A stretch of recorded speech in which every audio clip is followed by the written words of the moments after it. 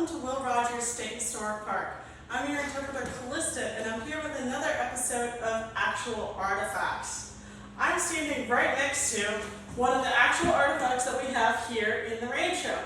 Now, I'm actually standing in an enclosed eating area right off of the kitchen, and this is a barbecue. No, it didn't used to be here. This actually used to be outside, and as we noticed it starting to age, things like the weather, sometimes we'd get the occasional visitor that accidentally thought they could use this as their grill, and they didn't realize that this is actually a piece that Will Rogers had custom commissioned to make for his barbecuing when he was out on the patio. Here we have a photo of Will Rogers barbecuing right in front of the house on this very same grill. Now I mentioned it had to be custom made, right? Let me point out why.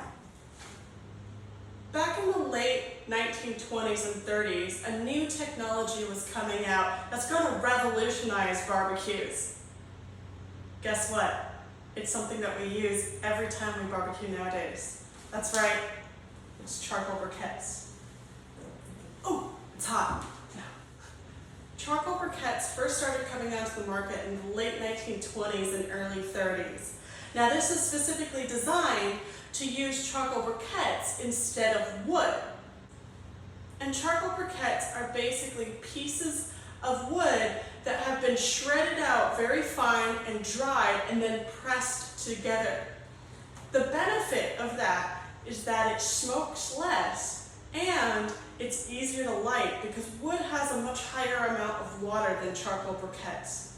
So Will Rogers loved technology, and it's amazing to think that something as simple as a barbecue that we take for granted every day was a new technology, a new thing that they were using back then. So remember that the next time you go for a barbecue. If you like some of the information here, feel free to like and subscribe to our page to keep up to date on Will Rogers information and to be notified whenever we have a new, interesting educational video coming out. So thanks again. I'm your interpreter, Callista.